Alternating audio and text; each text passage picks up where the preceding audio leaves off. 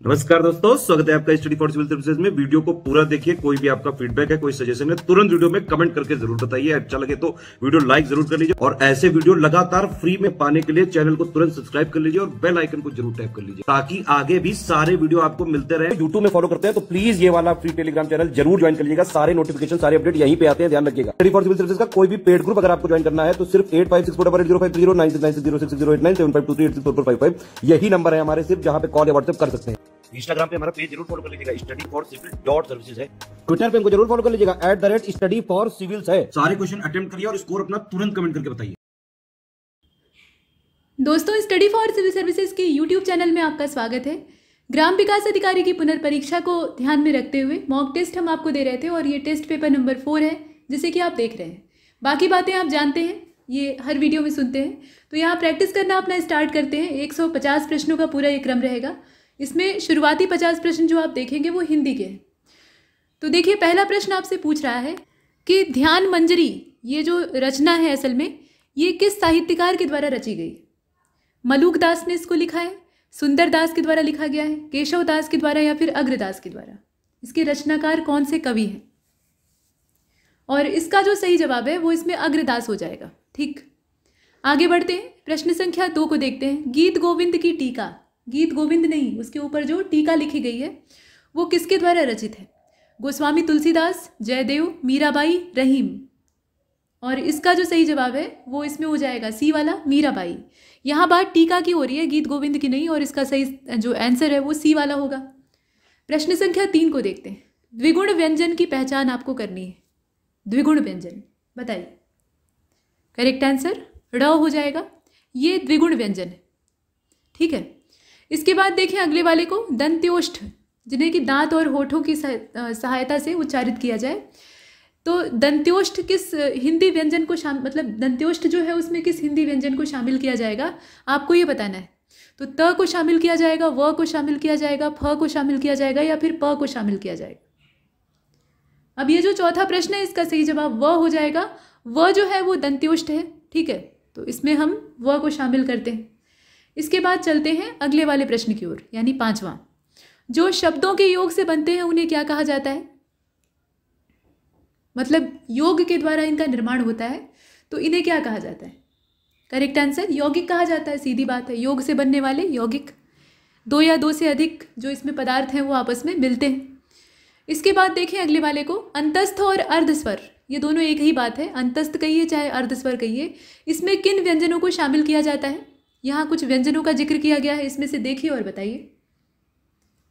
व को शामिल किया जाता है। ठीक है, व इसमें शामिल होता है। संज्ञा के 3 भेद होते हैं, ये आप जानते हैं। मुख्य रूप से बात की जा रही है तो मुख्यतः संज्ञा के 3 भेद होते हैं, लेकिन अब अधिकांश व्याकरण जो है वो संज्ञा के कितने भेद मानते हैं? मूल रूप से अगर ओरिजिन देखा जाए तो संज्ञा के 3 ही प्रकार है, लेकिन अब जो नया ग्रामर का अपडेट किया गया है और नई किताबें छपी हैं उसमें कितने प्रकार माने जाते हैं? और सही जवाब इसका क्या हो जाएगा? 5 प्रकार। अब संज्ञा को 5 प्रकारों में बांटकर पढ़ा जाता है। प्रश्न संख्या 8 को देखें। सुरभि भाई के लिए मिष्ठान लाती है, ये एक वाक्य है। अब इसमें कौन सा कारक है बताइए? तो ये जो 8वां आप देख रहे हैं इसमें संप्रदान कारक हो जाएगा, क्योंकि कर्ता के द्वारा कर्म के लिए कुछ किया जाता है, कोई चीज़ उसको या तो प्रदान की जाती है या उसके लिए कुछ उसके हित में किया जाता है, तो वहाँ पर जो कारक काम करता है वो होता है संप्रदान। प्रश्न संख्या 9 को देखिए। मेज पर पुस्तक रखी है, इसमें कारक की पहचान आपको करनी है।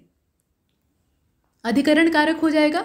ये जो पर विभक्ति चिन्ह है वो यहाँ पे पहचान आपको दे रहा है और सी वाला विकल्प इसका सही होगा। प्रश्न संख्या 10 को देखते हैं। घी में कुछ मिला है, घी जो है वो मिलावटी है। यहाँ ये कहा गया कि घी में कुछ मिला है। इस वाक्य में कुछ जो है वो एक सर्वनाम है। ठीक है, लेकिन किस तरह का सर्वनाम है ये आपको बताना है। अब आप ये नहीं जानते हैं, इस वाक्य को ध्यान से देखिए, आप ये नहीं जानते हैं कि घी में क्या मिला है।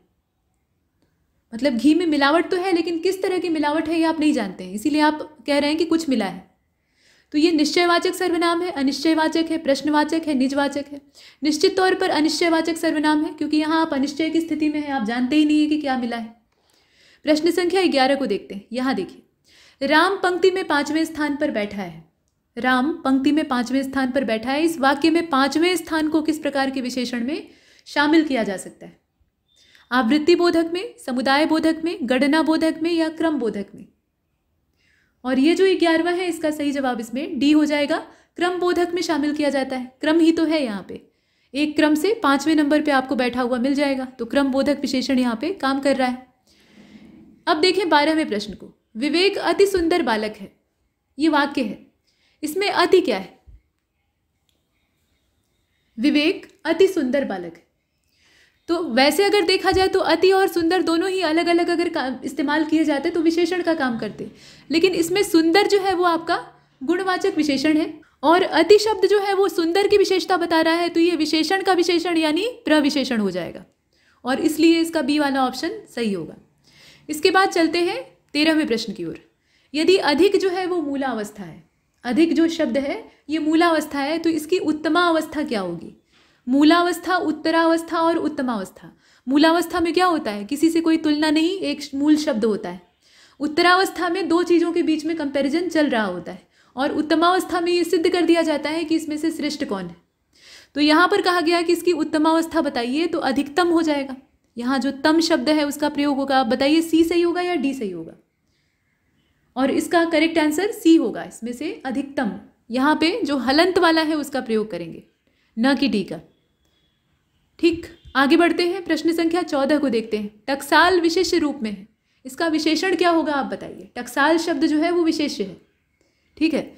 आप बताएं कि इसके लिए विशेषण क्या बनना चाहिए और सही जवाब इसका क्या हो जाएगा? टकसाली। टकसाली यानी इसका जो बी वाला विकल्प है वो सही हो जाएगा। 15वें प्रश्न को देखें। नरेंद्र लिखता है मैं गा रहा हूँ। नरेंद्र लिखता है, उसके आगे कॉमा लगा हुआ है और आगे लिखा है मैं गा रहा हूँ। इन दोनों वाक्यों में काल की क्रमानुसार पहचान करिए। कौन सा काल इन दोनों में इस्तेमाल हुआ है, एक क्रम से बताइए। तो पहले वाले में तात्कालिक वर्तमान और दूसरे वाले में सामान्य वर्तमान। सामान्य वर्तमान पहले वाले में, दूसरे वाले में तात्कालिक, या पहले वाले में पूर्ण वर्तमान और दूसरे वाले में सामान्य। वर्तमान का कौन सा हिस्सा किस में इस्तेमाल हुआ है ये आपको चुनना है। सही जवाब इसका इसमें से हो जाएगा आपका बी वाला। सामान्य वर्तमान पहले वाले वाक्य में इस्तेमाल हुआ है, नरेंद्र लिखता है। तात्कालिक वर्तमान जो है वो अभी इस्तेमाल हो रहा है, मैं गा रहा हूँ, ठीक है। मतलब आप अभी भी गा रहे हैं, वर्तमान में पता चल रहा है कि आप तत्काल में गा रहे हैं, तो ये तात्कालिक वर्तमान दूसरे वाले में और पहले वाले में सामान्य वर्तमान। प्रश्न संख्या 16 को देखते हैं। यहाँ देखिए, सीता किताब पढ़ रही थी, उसने खाना खा लिया होगा। सीता किताब पढ़ रही थी और कॉमा लगा के उसने खाना खा लिया होगा। अब आप बताएं, इसमें फिर से वही क्रमानुसार काल की पहचान करनी है। तो दोनों में भूतकाल है, यानी बीती हुई बातें कही गई हैं, लेकिन कैसा भूतकाल है? सीता किताब पढ़ रही थी, उसने खाना खा लिया, तो संदिग्ध भूत है और हेतु हेतुमद है, अपूर्ण भूत है और पूर्ण भूत है, अपूर्ण भूत और संदिग्ध है। बताइए इसमें से कौन सा होगा? तो 16वां जो आप देख रहे हैं इसका सही जवाब इसमें सी हो जाएगा। पहला वाला अपूर्ण भूत है, सीता किताब पढ़ रही थी लेकिन पढ़कर उसने कंप्लीट किया या नहीं ये नहीं पता है, तो ये अपूर्ण है।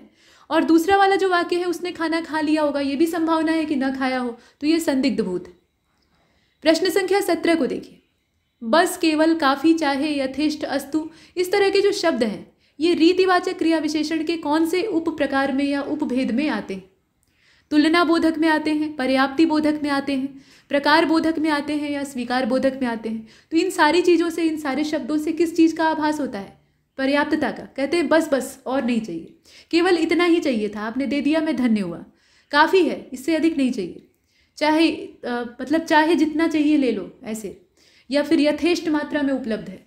तो ये सारे शब्द जो हैं ये पर्याप्तता का बोध कराते हैं और इसीलिए इसका जो बी वाला ऑप्शन है वो सही होता है।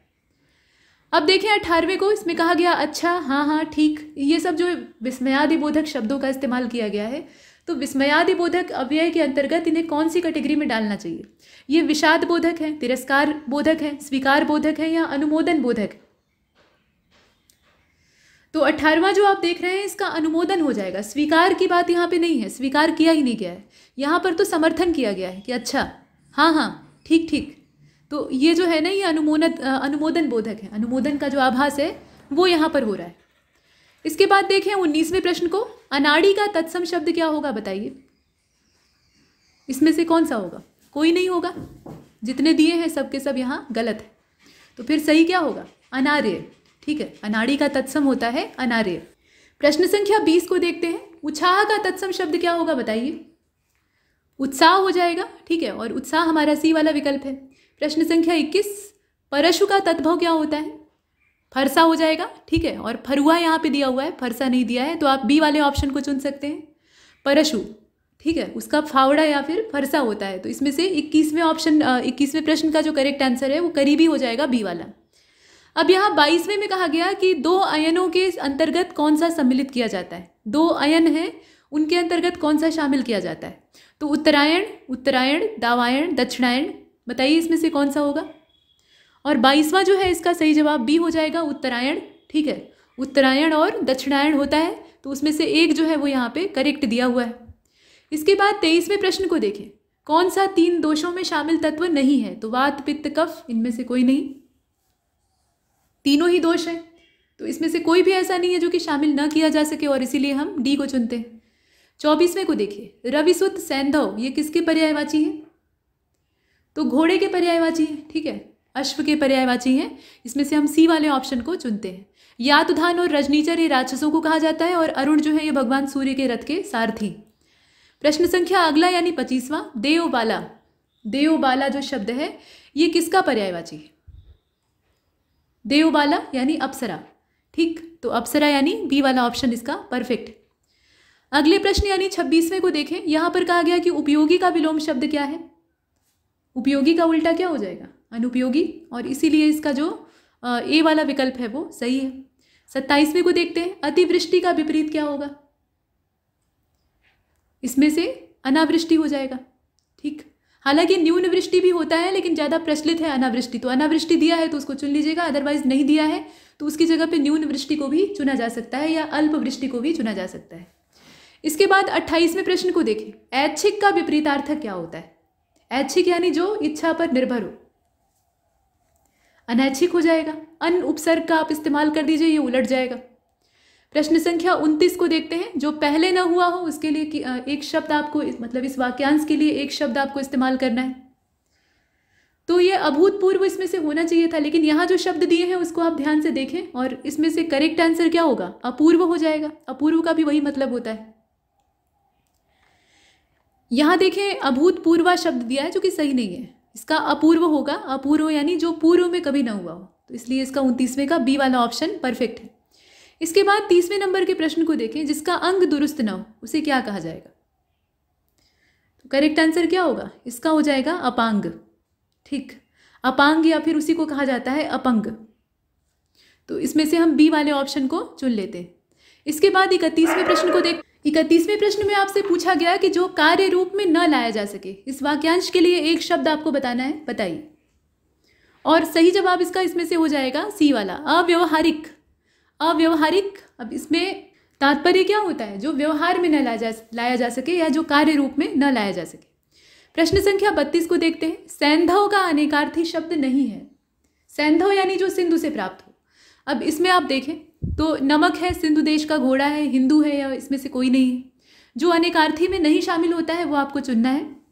और 32वां आप देख रहे हैं, सही जवाब इसका सी हो जाएगा।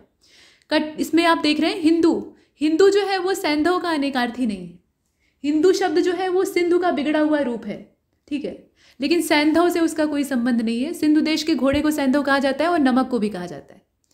33वें को देखें, हाथी शब्द का अनेकार्थी नहीं है। इसमें से कौन सा नहीं है बताइए? तो हस्ती, अस्तित्व, हैसियत, नाश करने वाला, कौन सा? और 33वां जो आप देख रहे हैं इसका सही जवाब इसमें डी हो जाएगा, नाश करने वाला, ठीक। और उसके बाद आगे बढ़ते हैं, यहाँ हमने डी को चुना। प्रश्न संख्या 34 को देखते हैं, मिश्रित वाक्य को अन्य किस नाम से जानते हैं? उपवाक्य कहते हैं, विधेय वाक्य कहते हैं, संश्लिष्ट कहते हैं, या जटिल कहते हैं? 34वां, और इसका जो करेक्ट आंसर है वो इसमें सी हो जाएगा, जटिल वाक्य कहते हैं, क्योंकि ये कई सारे वाक्यों का मिश्रण होता है। 35वें प्रश्न में आपसे कहा गया कि मैंने उसे बनारस, अब आगे एक ब्लैंक स्पेस है, के लिए कहा था। रिक्त स्थान की आपको सही सही पूर्ति करनी। जाने के लिए, जाऊंगा, जाने, इनमें से कोई नहीं, मतलब इसमें क्या भरा जाएगा? तो यहाँ भरा जाना चाहिए जाने के लिए। अब यहाँ पे जाने के लिए पहले से ही लिखा हुआ है, तो इसका मतलब है कि यहाँ जाने भरा जाना चाहिए। मैंने उसे बनारस जाने के लिए कहा था, तो यहाँ सी वाला ऑप्शन जो है वो सही, ठीक। इसका सी वाला विकल्प जो है वो सही है। 36 को देखते हैं, यहाँ पे इसमें कहा गया कि वह इतना अच्छा आदमी है कि सभी उसकी, और उसके आगे ब्लैंक स्पेस, करते हैं। तो तारीफ करेंगे, बुराई क्यों करेंगे? अच्छा आदमी है तो उसकी तारीफ होगी और इसीलिए हम बी को चुनते हैं। 37वें में अंधेर खाता मुहावरे का अर्थ आपसे पूछा जा रहा है। अंधेर खाता एक मुहावरा है, इसका मतलब क्या होता है? तो इसका मतलब इसमें से आप देख लीजिए, विकल्प दिया हुआ है। खाते का कोई और छोर नहीं है, कठिन दुख झेलना, खतरनाक काम करना। तो 37वां जो है इसका सही जवाब इसमें से बी हो जाएगा, प्रकृति और नियम के विरुद्ध काम करना। मतलब जो नियम कायदे हैं उसके विरुद्ध जाकर काम करना, उसी को कहा जाता है अंधेर खाता। 38वें में अक्ल का पुतला जो मुहावरा है उसका अर्थ आपसे पूछा जा रहा है। तो अत्यधिक बुद्धिमान, ठीक है, अक्ल का पुतला यानी पूरी तरह से अक्ल ही अक्ल उसके अंदर भरी हुई है। अब नीचे आपको शुद्ध वाक्य का चयन करना होगा। तो बच्चे ने रोया, मैंने वहां गया था, मैं दूध पीकर स्कूल गया, मोहन ने खूब हंसा। अब बताइए, तो करेक्ट आंसर सी होगा, मैं दूध पीकर स्कूल गया। ये सही है, इसमें कोई दिक्कत नहीं है। बच्चा रोया, यहाँ ने की आवश्यकता ही नहीं है। मैंने वहां गया था नहीं, बल्कि मैं वहां गया था, मोहन खूब हंसा। अब इसके बाद 40वें को देखते हैं। अशुद्ध वाक्य का आपको चयन करना है। तुमने मुस्कुरा दिया, रामायण को सब हिंदू मानते हैं, 5 बजने में 5 मिनट, माफ कीजिएगा 7 बजने में 5 मिनट है, उनकी दृष्टि चित्र पर गड़ी है। और 40वां जो आप देख रहे हैं इसका करेक्ट आंसर ए हो जाएगा, तुम मुस्कुरा दिए।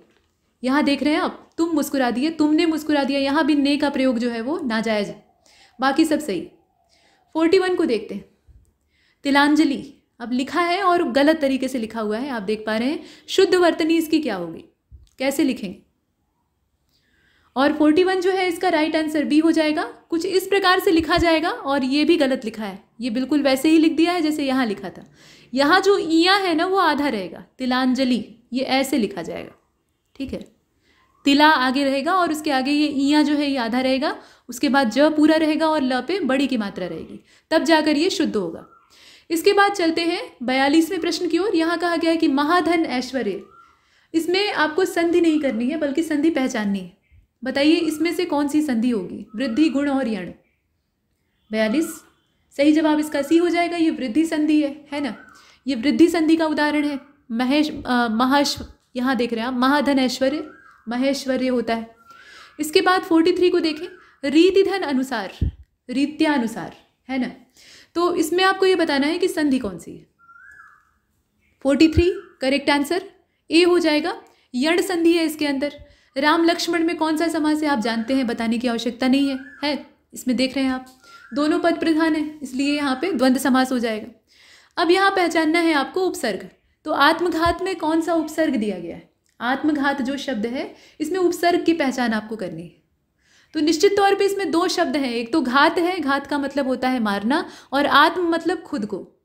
आत्म के आगे, माफ कीजिएगा, घात के आगे आत्म शब्द का इस्तेमाल किया गया, उसका अर्थ बदल गया, तो आत्म ही इसमें उपसर्ग है। इसके बाद देखते हैं 46 को। यहाँ पे उत्तराधिकारी में कौन सा उपसर्ग है बताइए। तो यहाँ पर 46 को पहचान लीजिए, आसान काम है। करेक्ट आंसर इसका क्या होगा, यहाँ पे जो उत्तर शब्द है वो उपसर्ग है इसका, ठीक है। कुछ लोग उत को मानेंगे उपसर्ग, लेकिन यहाँ पर बात उत्तर की नहीं हो रही है, पूरे शब्द को हम देखेंगे ना। तो अधिकारी इसमें एक मूल शब्द है, ठीक, इसमें अधिकारी जो है वो मुख्य शब्द है, और उत्तर उसके आगे जोड़ा गया है जो कि यहाँ उपसर्ग का काम कर रहा है। मतलब मूल अवस्था में वो उपसर्ग है नहीं, लेकिन इस शब्द के लिए वो उपसर्ग का काम कर रहा है। इसके बाद देखें 47वें प्रश्न को। एंडोर्समेंट लिखा हुआ है और इसका सटीक हिंदी अनुवाद आपको करना है। तो इसका मतलब क्या होता है? पृष्ठांकन होता है, अधिसूचना होता है, प्रस्ताव होता है, या फिर अनुस्मारक होता है? एंडोर्समेंट पत्र लेखन से जुड़ा हुआ प्रश्न है ये आपका, और सही जवाब इसका बी हो जाएगा। पृष्ठांकन जो नीचे लिखा जाता है, अधोलेख होता है, उसकी बात हो रही है। अब यहाँ सर्कुलर लेटर जो है इसका आपको सटीक हिंदी अनुवाद करना है। बताइए इसमें से क्या होगा, सर्कुलर लेटर, या सर्कुलर भी सीधे सीधे कहा जाता है। करेक्ट आंसर परिपत्र। प्रश्न संख्या 49 को देखें। अर्धशासकीय पत्र का समापन भवदीय के स्थान पर कौन से शब्द के मतलब कौन से अन्य प्रयोग के आधार पर किया जाता है? भवदीय के स्थान पे क्या इस्तेमाल किया जाता है अगर आप अर्धशासकीय पत्र लिख रहे हैं? तो 49 जो है इसका राइट आंसर बी हो जाएगा। भवननिष्ठ का इस्तेमाल किया जाता है, हर शब्द का अपना एक अर्थ होता है। और 50वां और अंतिम प्रश्न इस श्रेणी का आपसे पूछा गया है कि गेट इनटू ट्रबल, ठीक है, गेट इनटू ट्रबल ये अंग्रेजी भाषा का क्या चीज़ है? मुहावरा है कि लोकोक्ति है अथवा क्या है? तो 50वां जो आप देख रहे हैं इसका करेक्ट आंसर मुहावरा हो जाएगा। ये वाक्य का टुकड़ा है छोटा सा, ठीक है। अब अगले वाले हिस्से की ओर चलते हैं, यानी रीजनिंग। अब यहाँ चिन्ह परिवर्तन वाला पहले आ गया है। तो पूछा गया है कि ये जो समीकरण है इसका समाधान क्या होगा, मतलब इस समीकरण को आपको हल करना है। तो यहाँ ये बच्चों वाला क्वेश्चन नहीं है, इसमें आपको चिन्ह बदलना होगा। प्लस की जगह पे जो गुणे का निशान है, मतलब धन की जगह पे गुणे का निशान, ऋण की जगह पे भाग का निशान, गुणे की जगह पे ऋण का निशान और भाग की जगह पे प्लस यानी धन का निशान आपको लगाना है। तो ये चिन्ह परिवर्तन करके जब आप इसे कैलकुलेट करेंगे तो इसका जो सही जवाब है वो इसमें 68 आएगा। ठीक, 52वें प्रश्न को देखिए। सुनीता अपनी स्कूटी पर उत्तर दिशा की ओर गई। जब वो बाएं मुड़ती है तो फिर अपने पहले क्या होता है कि वो अपनी स्कूटी पर उत्तर दिशा में जाती है, और तब जब उत्तर दिशा की ओर निकलती है उसके बाद बाएं मुड़ती है और फिर अपने बाएं से 4 किलोमीटर वो स्कूटी चलाती है। स्वयं को प्रारंभिक स्थान से 2 किलोमीटर पश्चिम में वो पाती है। प्रारंभिक स्थान से वो 2 किलोमीटर पश्चिम में है। उसने प्रारंभ में उत्तर दिशा में कितनी दूर तक स्कूटी चलाई थी वो पीछे नहीं बताया गया था, तो वही आपको इसमें बताना है। यहाँ उल्टा पूछ लिया है, प्रारंभिक स्थान से दूरी देकर बीच वाली दूरियों में से आपको बताना है। तो ये जो 52वां प्रश्न आप देख रहे हैं इसका सही जवाब इसमें से बी हो जाएगा। 4 किलोमीटर वो उत्तर दिशा में पहले स्कूटी चलाती है। तो इसमें से बी वाले विकल्प को हमने चुन लिया। अब यहाँ पर डाइस वाला क्वेश्चन है। एक ही पासे की 2 स्थितियाँ आप देख पा रहे हैं। यदि जो 4 अंक है, मतलब संख्या 4 है, वो निचले फलक पे है तो उसके ऊपर वाले फलक पे कौन सी संख्या दिखेगी। 4 को आप देख रहे हैं, ये पहली स्थिति जो पासे की है उसमें 4 दिखाई दे रहा है। ये चला जा रहा है नीचे, मतलब आपको दिखाई नहीं दे रहा है। तो यहाँ जो ऊपर वाला फलक होगा इस पर कौन सा अंक आपको दिखेगा। तो 53वां जो है इसका करेक्ट आंसर इसमें बी हो जाएगा। ठीक, 3 दिखाई देगा, 3 इसके अपोजिट में होगा।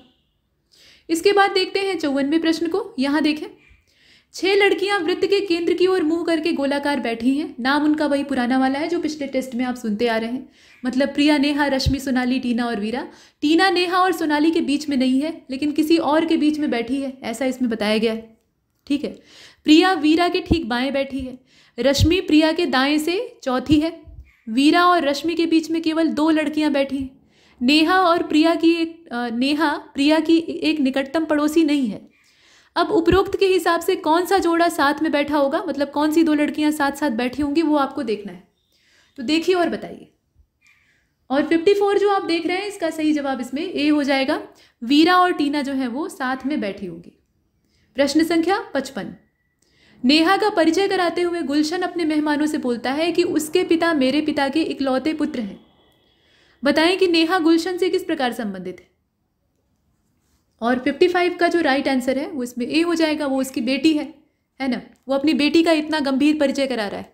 तो ए वाले ऑप्शन को हम इसमें से चुन लेते हैं। 56 को देखिए, अब यहाँ भी वही इंट्रोडक्शन चल रही है। तो एक व्यक्ति का परिचय देते हुए एक महिला जो है वो कहती है कि वह मेरी माँ की माँ का इकलौता बेटा है। मेरी माँ की माँ का यानी नानी का इकलौता बेटा है। बताएं कि वह उस औरत से कैसे संबंधित है, बताइए। तो माँ की माँ का इकलौता बेटा है यानी माँ का भाई है, माँ का भाई है यानी मामा है। तो ये महिला उससे क्या रिलेशन रखेगी, उसकी बहनें होगी यानी भगिनी होगी। तो इसमें माफ़ कीजिएगा, भगिनी का जो संबंध है वो यहाँ पे दिखाई देता है।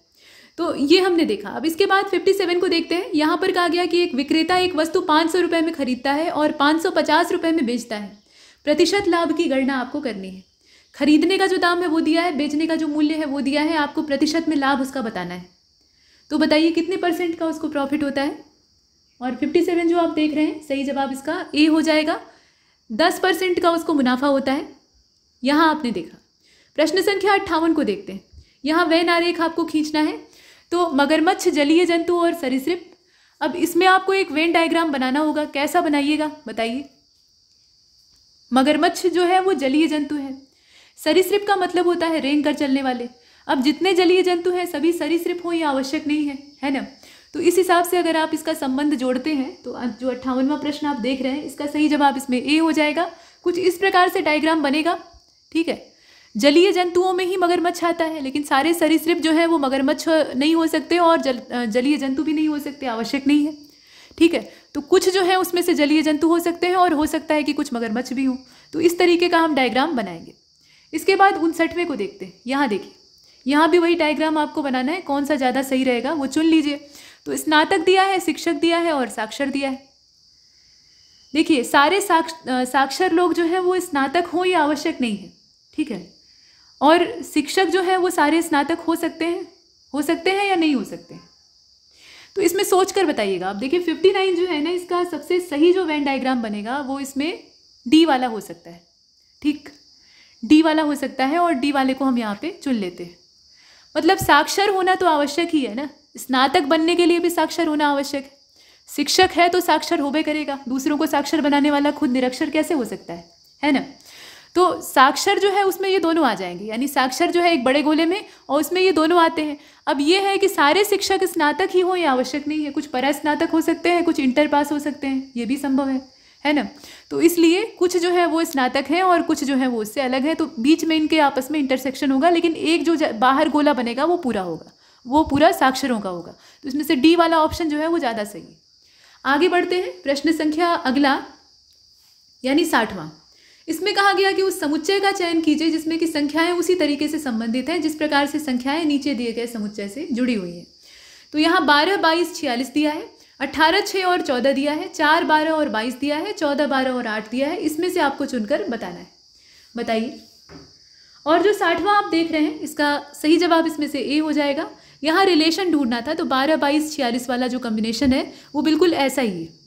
ठीक, इसके बाद 61वें को देखते हैं। यहाँ पर कहा गया कि दिए गए विकल्पों में से उस शब्द युग्म का चयन कीजिए जिसके दोनों शब्द आपस में उसी प्रकार से संबंधित हैं जिस प्रकार से नीचे लिखे गए शब्द युग्म के शब्द आपस में संबंधित हैं। तो दुख और सांत्वना ये आपस में जुड़ा हुआ है। ठीक, ऐसे ही आपको इसमें से चुनना है। और 61वां जो आप देख रहे हैं, इसका करेक्ट आंसर ए हो जाएगा। पेन और सेडेटिव जो है वो आपस में जुड़ा हुआ है। सांत्वना से दुख कम होता है, शामक जो दवा होती है यानी पेन किलर, उससे दर्द कम हो जाता है। तो ए वाला ऑप्शन इसमें सही है। इसके बाद 62वें को देखते हैं। यहाँ पर वही फिर जोड़े दिए हुए हैं और वैसा ही पेयर आपको ढूंढना है। तो सहलाना और प्रेम ये आपस में जुड़े हुए हैं, ऐसा ही आपको इसमें से दिखाना है। सहलाना जो है वो प्रेम का प्रतीक, तो लात मारना जो है वो दुश्मनी का प्रतीक हो सकता है ना। तो 62वां जो है इसका सही उत्तर क्या होना चाहिए? ए होना चाहिए। दुत्कारना, लात मारना या गाली देना ये आपका दुश्मनी का प्रतीक। प्रश्न 63वें प्रश्न को देखते हैं। उस विकल्प का चयन करना है जिसमें दी गई आकृति छिपी हुई है। तो यहाँ जो आकृति बनी है उसे बहुत ध्यान से देखिएगा और इसे रोटेट नहीं करना है, ये भी इसमें ध्यान देना है। नीचे जो विकल्प दिए हैं उन्हें भी देखिए। ये आकृति आपको किस में दिखाई दे रही है? और ये जो 63वां है, इसका करेक्ट आंसर इसमें हो जाएगा आपका बी वाला। बी वाले में ये डिज़ाइन आपको हूबहू मिल जाएगा, तो इसमें से हम बी को चुनते हैं, ये वाला। प्रश्न संख्या 64 को देखते हैं। यहाँ देखें, यहाँ भी ये जो आकृति है ये आपको ढूंढनी है कि नीचे कहाँ पर दी हुई है। विकल्प और आकृति दोनों ही आपको दिखाई दे रहे हैं। ठीक, और करेक्ट आंसर इसका क्या होगा? सी वाला हो जाएगा। कुछ इस प्रकार से यहाँ पर ये बनेगा, मतलब इसके अंदर ये डिज़ाइन आपको मिल जाएगा बहुत आराम से, ये आप देख पा रहे हैं। इसके बाद चलते हैं अगले प्रश्न की ओर। अब यहाँ फिर से छिपी हुई आकृति, इस ढंग का ये जिग जैग डिज़ाइन आपको ढूंढना है। इसके अंदर मतलब कौन सी आकृति के अंदर, कौन से बॉक्स के अंदर ये आपको मिलने वाला है, देखें। और इसका जो परफेक्ट आंसर है ये 65 आप देख रहे हैं, इसका परफेक्ट आंसर बी हो जाएगा। बी में ये जो डिज़ाइन है ये आपको आराम से मिल जाएगा, तो बी को हम चुनते हैं। इसके बाद अगले वाले को देखें। अब यहाँ पे संख्या वाला आ गया, नंबर सीरीज है और इस श्रृंखला में जो प्रश्नवाचक चिन्ह है वहाँ आपको संख्या भरनी है। तो 5 के बाद 12 आया है, 12 के बाद 26 आया है, 26 के बाद क्या आएगा वो पता नहीं है, वही आपसे पूछा जा रहा है, और उसके बाद 110 आया है। अब इसमें आपको देखकर बताना है, तो देखिए इसमें क्या भरा जाएगा। और 66वां जो है इसका सही जवाब इसमें बी हो जाएगा। ठीक है, 54 आएगा, यहाँ बीच में 54 भरा जाएगा। इसके बाद देखें अगले वाले को। यहाँ फिर से नंबर सीरीज 4, 7, 9, 12, 14, 17 और उसके बाद एक प्रश्नवाचक चिन्ह और उसके बाद 22। प्रश्नवाचक चिन्ह के स्थान पर कौन सी संख्या आएगी वो आपको देखना है और बताना है। तो इसके स्थान पर आएगा 19। ठीक है, यहाँ 19 आएगा, इसे आप कैलकुलेट करके देख सकते हैं। प्रश्न संख्या 68 को देखते हैं। यहाँ पर एक शब्द दे दिया है और ये जो इंटरडिपेंडेंट शब्द दिया हुआ है इसके अल्फ़ाबेट का यूज़ करके आपको वर्ड्स बनाने हैं। कौन सा ऐसा शब्द है नीचे दिए गए विकल्पों में जो कि इसके सहारे नहीं बन सकता है? तो अब नीचे देखें, डिपेंडेंट दिया हुआ है, इंटरडिपेंड दिया हुआ है, डिपेंस दिया हुआ है और इसके अलावा रिपेंट दिया हुआ है। इसमें से कौन सा इसके द्वारा नहीं बन पाएगा? तो 68वां जो आप देख रहे हैं इसका करेक्ट आंसर सी हो जाएगा। यहाँ जो डिपेंस लिखा हुआ है ना, ये शब्द नहीं बन पाएगा क्योंकि इसमें 3 यहाँ आप देख पा रहे हैं DEEPENS लिखा हुआ है। अब इसमें अगर आप ध्यान से देखें तो कहीं भी एस नहीं है और एस की आवश्यकता इसको बनाने में जरूर होगी, तो सी वाला जो है नहीं बनने वाला, बाकी सब बन जाएंगे।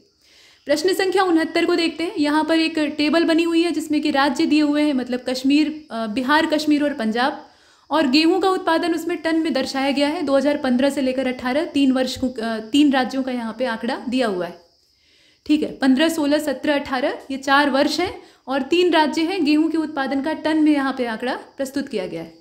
अब आपको यहाँ पूछा गया है कि बिहार में 2015 में उत्पादित गेहूं का वर्ष 2018 में बिहार में उत्पादित गेहूं से क्या अंतर रहा। दोनों का आप उत्पादन देख लीजिए। बिहार में यहाँ कौन कौन सा वर्ष है, 2015 है और आपका 2018 है, और उसका जो अंतर है वो आपको बताना है। तो 7 में से 7.2 में से 7 को घटा दीजिए, कितना आएगा? 69वें का करेक्ट आंसर क्या हो जाएगा? बी हो जाएगा, 0.2। सिंपल था एकदम, घटाना ही था सिर्फ। और ऐसे ही अगला प्रश्न देखें, यहाँ पर कहा गया कि किस वर्ष बिहार में गेहूं का उत्पादन अधिकतम रहा। देख लीजिए किस वर्ष अधिकतम रहा। सबसे ज़्यादा रहा है ये उत्पादन 2016 में। ठीक है, इसमें 2016 वाला जो विकल्प है उसको हम चुन लेंगे, यानी बी वाला ऑप्शन इसमें भी हमारा सही दिखाई देता है। अगले प्रश्न को देखते हैं। यहाँ पर देखें एक प्रश्न, मतलब इस प्रश्न में उस शब्द को ज्ञात कीजिए जो कि शब्दकोश की व्यवस्था के हिसाब से, यानी डिक्शनरी के ऑर्डर में अगर देखा जाए तो पहले स्थान पर प्राप्त होगा। तो यहाँ कुछ अलग अलग शब्द दिए हैं, जैसे कि आपका इनऑडिएबल है, इम्प्लीकेशन है, प्रैक्टिकेबल है। इस तरीके से कई सारे शब्द दिए हुए हैं, कुल मिलाकर 4 हैं। इसमें से आपको देखना है।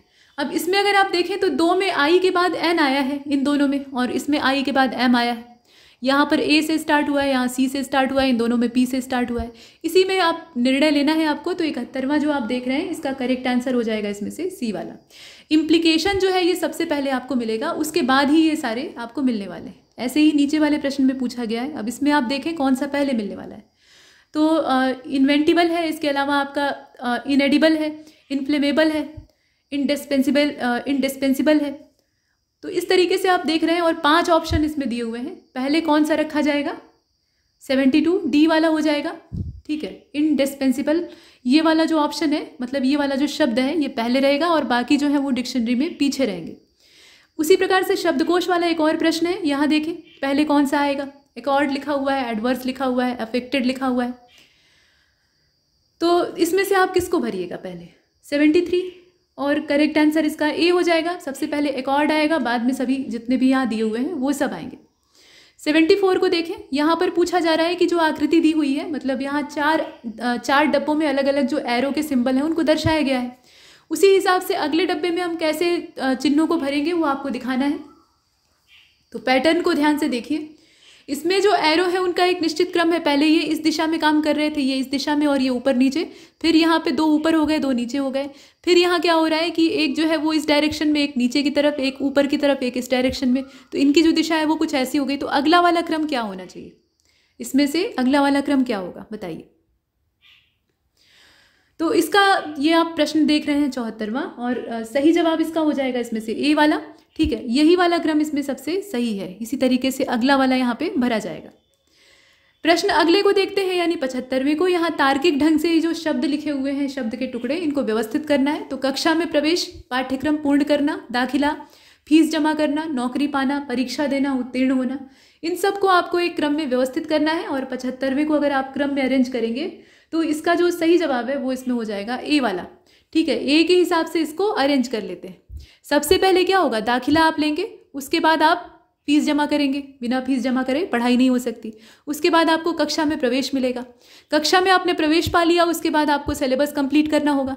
सिलेबस कंप्लीट करने के बाद आप परीक्षा देंगे। परीक्षा देकर आप पास होंगे और पास होकर नौकरी पाएंगे। यही क्रम होता है। इसके बाद 76वें को देखते हैं। यहाँ देखें, आकृति बनी हुई है और इसमें त्रिभुज कई सारे दिखाई दे रहे हैं। आपको गिनकर बताना है कि कितने त्रिभुज हैं, इस डिज़ाइन में कितने ट्रायंगल मौजूद हैं। और 76 को आप देख पा रहे हैं, करेक्ट आंसर इसका बी हो जाएगा। 24 त्रिभुज इसके अंदर हैं। टोटल कितने त्रिभुज हैं? 24। नीचे कुछ कथन और उसके निष्कर्ष दे रखे हैं, और उसी के आधार पे आपको देखना है कि तर्क संगत रूप से कौन सा सही है। तो सभी ड्रम डंडे हैं, कुछ ड्रम जो है वो बक्से हैं। निष्कर्ष ये निकलता है कि कुछ बक्से डंडे हैं, कुछ डंडे ड्रम हैं, और सभी डंडे ड्रम हैं। तो बताइए इसमें से कौन सा निष्कर्ष जो है वो ज़्यादा सही है? हालांकि सारे निष्कर्ष और जो कथन है वो बेतुके हैं, लेकिन यहाँ प्रश्न के हिसाब से। और 77 जो है इसका करेक्ट आंसर बी हो जाएगा। केवल इसमें मतलब निष्कर्ष के आधार पे देखें तो इसमें से केवल जो पहला और दूसरा है वही सही काम कर रहा है। यहाँ पहला वाला कि कुछ बक्से डंडे हैं और कुछ डंडे जो हैं वो ड्रम हैं, लेकिन हम ये नहीं कह सकते कि सभी डंडे जो हैं वो ड्रम है। सभी ड्रम डंडे हैं लेकिन सभी डंडे ड्रम हो, ये आवश्यक नहीं है। तो ये तीसरा वाला नहीं होगा, पहला दूसरा होगा, और इसीलिए हम इसका जो बी वाला ऑप्शन है उसको चुनते हैं। ठीक है, इसके बाद अगले वाले प्रश्न को देखते हैं। यहाँ पर पूछा गया है फिर से वही कथन और निष्कर्ष देखें कि कौन सा सही है। तो सभी गिलहरी छिपकलियाँ हैं, सभी छिपकलियाँ कलहंस हैं। अब बताइए इसमें आप निष्कर्ष के आधार पे किसको चुनिएगा? कुछ गिलहरियाँ कलहंस नहीं है, कुछ गिलहरियाँ कुछ छिपकलियाँ गिलहरियाँ हैं और कुछ कलहंस गिलहरियाँ हैं। 78 और राइट आंसर इसका बी हो जाएगा। ठीक है, दूसरा और तीसरा निष्कर्ष तो ठीक दिखाई देता है।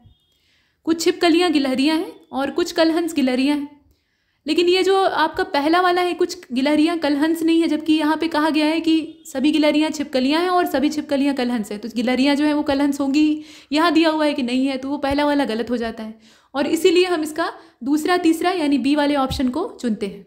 ठीक, बी इसमें जो विकल्प बी है उसको चुना और आगे बढ़ते हैं।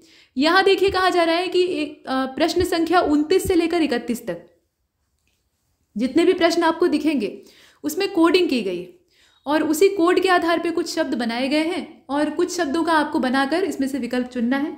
तो देखिए इसमें लिखा हुआ है पोस्टर। अब पोस्टर को यहाँ कोड में कन्वर्ट किया गया है तो कुछ इस प्रकार से ये नंबर प्राप्त हुआ है 2 3 4 6 7 8। मून का जो कोड है वो 5331 है और इसी के आधार पे शब्दों का मतलब यहाँ जो शब्द दिए गए हैं उनका कोड आपको बताना है। तो ये एक निर्देश है, इसी के आधार पे हमें 29 से लेकर 31 तक अपना काम करना है। ठीक, तो यहाँ लिखा हुआ है पोयम, इसको आप बनाइए, इसमें से कौन सा बनेगा? 79 और राइट आंसर इसका सी हो जाएगा 2375, यही बनेगा। प्रश्न संख्या अगला स्पोर। स्पोर जो है इसके लिए हम किसको चुनेंगे? इसमें से 80, राइट आंसर ए हो जाएगा 42387, चुन लिया। यहाँ देखें टर्म्स लिखा हुआ है और टर्म्स के लिए हम कौन सा कोड बनाएंगे यहाँ आप ध्यान से देखिएगा। और 81 जो है इसका राइट आंसर ए हो जाएगा 67854, ये वाला जो कोड है ये सही है। नेक्स्ट यहाँ देखिए सांकेतिक भाषा, यहाँ तक हमने काम किया। यहाँ पर कहा गया कि यदि सांकेतिक भाषा में टॉम को 48, वहाँ पे 29 से लेकर 31 की बात की गई थी, लेकिन बात यह है कि यहाँ प्रश्न की जो संख्या है वो उसी हिसाब से चल रही है। तो यहाँ पर हमने 81 तक उन प्रश्नों को हल किया है जो कि इसके आधार पे थे। ठीक, निर्देश में जो लिखा है उस पर ध्यान मत दीजिएगा, ये क्वेश्चन नंबर यहाँ अप्लाई ही नहीं हो सकता है। तो इसमें 79 से लेकर आप 81 और 82, ये माफ़ कीजिएगा 79, 80 और 81, ये 3 प्रश्नों को इसके आधार पे देख चुके हैं। यहाँ से नया प्रश्न है, इसमें कहा गया कि यदि किसी सांकेतिक भाषा में टॉम को 48 लिखा जाता है और डिक को लिखा जाता है 27, तो हैरी को हम किस रूप में लिखेंगे? और 82 आप देख रहे हैं, राइट आंसर इसका डी हो जाएगा 70। कोड में अगर कन्वर्ट करेंगे तो यह आएगा 70। अब 83वें प्रश्न में आपसे कहा गया कि 16 लड़कों की एक कतार में जब प्रकाश बाईं ओर 2 स्थान आगे बढ़ता है तो वह बाईं छोर से 7वें स्थान पर आ जाता है। तो बताएं कि दाहिनी ओर से उसका प्रारंभिक स्थान क्या था, ये आपको बताना है। और 83 जो आप देख रहे हैं इसका करेक्ट आंसर इसमें से क्या होना चाहिए? देखें और बताएं। करेक्ट आंसर इसका सी हो जाएगा 8वें स्थान पे। पहले जो उसकी प्रारंभिक स्थिति थी वो 8वीं थी और इसीलिए हम सी का चयन करते हैं। प्रश्न संख्या 84 को देखते हैं। अमन लड़कों की पंक्ति के बाएं किनारे से 16वें स्थान पे है, विवेक दाएं किनारे से 18वें स्थान पे है, गगन अमन से स्थान के हिसाब से दाईं ओर 11वीं पोजीशन पे है और विवेक से दाएं किनारे पर 3रे स्थान पे है। तो अब पंक्ति में कुल कितने लड़के हैं ये आपको बताना है। ये तो पोजीशन बता दी गई, लेकिन लड़कों की संख्या कितनी है वो आपको देखना होगा। और 84 जो है इसका राइट आंसर इसमें से डी हो जाएगा 41। पंक्ति में टोटल 41 लड़के। 85 को देखते हैं। कहा जा रहा है कि यदि आने वाले कल के 3 दिन बाद बुधवार होता है तो बीते हुए कल से 3 दिन पहले कौन सा दिन था ये बताइए। 85 को आप ध्यान से देखिएगा और इसका जो करेक्ट आंसर है वो बी हो जाएगा, मंडे था, सोमवार। देखें अगले वाले को, यदि आने वाले कल के 2 दिन बाद शुक्रवार है तो बीते हुए कल से 2 दिन पहले सप्ताह का कौन सा दिन था ये आपको बताना है। और 86 को ध्यान से देखें, करेक्ट आंसर इसका डी होना चाहिए, बृहस्पतिवार। 87 राजू 25 किलोमीटर उत्तर दिशा में चलता है और बाएं मुड़कर 5 किलोमीटर चलता है। जीरो बिंदु पर पहुंच जाता है, मतलब शून्य पर आ जाता है, फिर दाएं मुड़कर 5 किलोमीटर चलता है और उसके बाद वह पूर्व दिशा में मुड़कर 5 किलोमीटर चलता है। वापस प्रारंभिक बिंदु तक की यात्रा में उसे कितनी दूरी तय करनी पड़ेगी, ये आपको बताना है। अब वो अपने प्रारंभिक बिंदु पर पहुंचना चाहता है तो उसको कितनी दूरी तय करनी पड़ेगी, यहाँ देखकर बताइए। और यहाँ जो विकल्प दिया है उसे ध्यान से देखिएगा, 87, और सही जवाब इसका हो जाएगा इसमें से डी वाला, 30 किलोमीटर की दूरी उसको तय करनी पड़ेगी, तब जाकर वो अपनी इनिशियल पोजीशन पे पहुंचेगा। प्रश्न संख्या 88 को देखते हैं। यहाँ कुछ संवाद दिया हुआ है, मतलब कुछ वार्तालाप दिया हुआ है असल में, उसको पढ़कर आपको प्रश्नों का उत्तर देना है। तो कहा गया, मतलब इसमें अलग अलग जो वार्तालाप करने वाले लोग हैं, डेवी कहता है कि मेरी माँ द्वारा बनाया गया हर पैनकेक स्वादिष्ट होता है। जोन्स कहता है कि ये सच नहीं है, आपके पिता द्वारा बनाए गए कई सारे पैनकेक जो हैं वो भी स्वादिष्ट थे।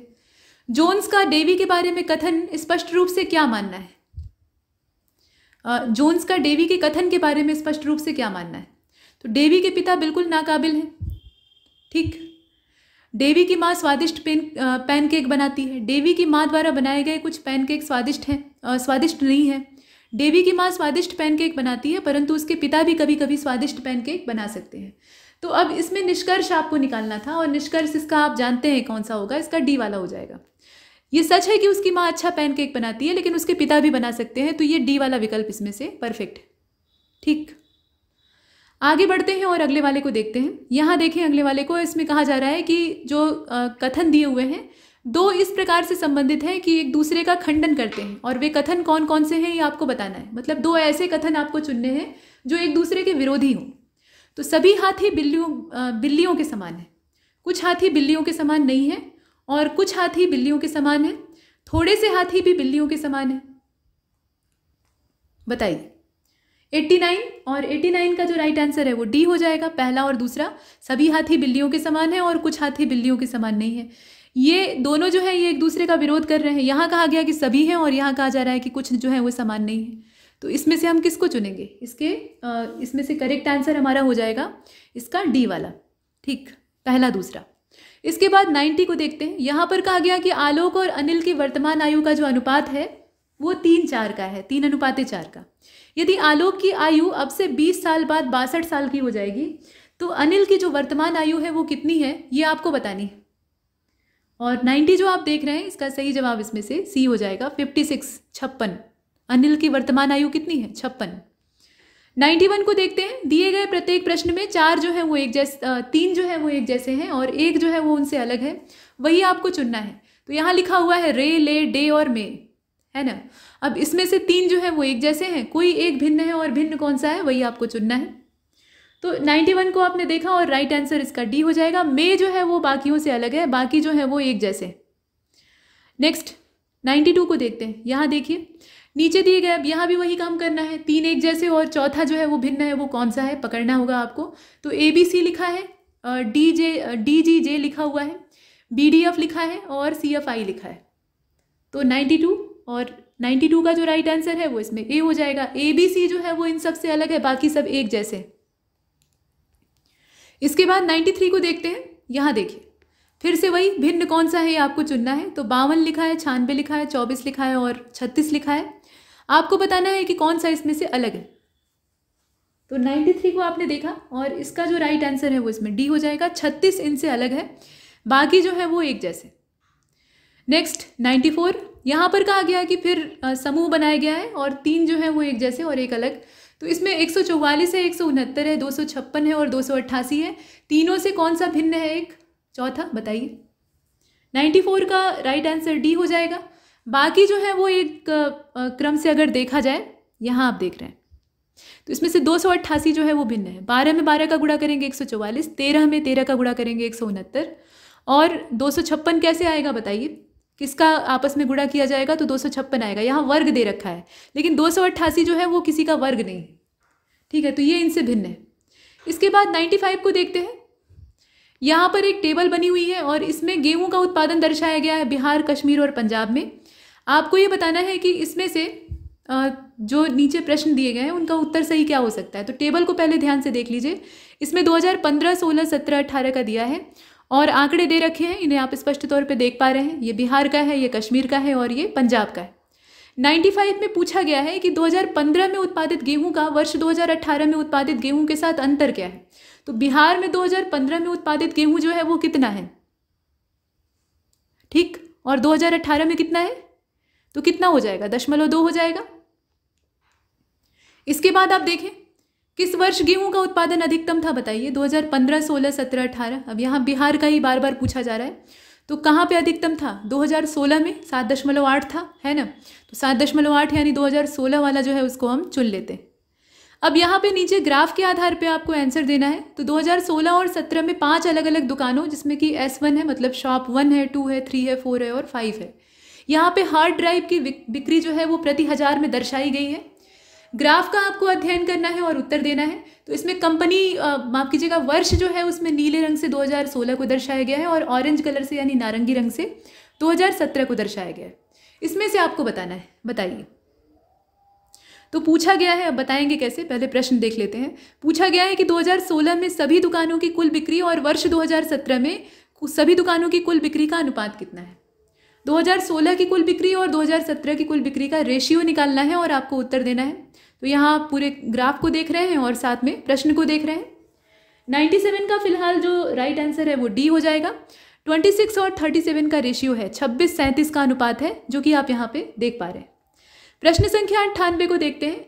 शॉप 1 में हार्ड ड्राइव की बिक्री जो 2016 में होती है और 2017 में शॉप 5 में जो हार्ड ड्राइव की बिक्री होती है उसके बीच का अंतर, तो यहाँ हार्ड ड्राइव की जो बिक्री है उसको देख लीजिए और उसी के आधार पे माइनस कर दीजिए। तो अंतर कितना प्राप्त होगा, अंतर प्राप्त होगा 25 का, ठीक है, 25 का अंतर था और इसीलिए हम ए वाले विकल्प को इसमें से चुनते हैं। 99 को देखते हैं। यहाँ पर कहा गया कि गलत विकल्प का चयन करिए। तो अपराधी और जेल, सैनिक और छावनी, सन्यासी और मठ, मौलवी और गिरजाघर, कौन व्यक्ति कहाँ पाया जाएगा वो दिया हुआ है। तो अपराधी जेल में ही होना चाहिए, भले न रहे। सैनिक छावनी में होते हैं, सन्यासी मठ में ही होते हैं, है ना। और मौलवी जो है वो कहाँ रहेंगे, मस्जिद में रहेंगे, गिरजाघर में तो रहेंगे नहीं, गिरजाघर में पादरी रहते हैं। तो इसमें से हम डी वाले ऑप्शन को निकाल लेते हैं। इसके बाद आगे बढ़ते हैं, प्रश्न संख्या 100 को देखते हैं। यहाँ पर कहा गया कि गलत विकल्प का चयन करिए।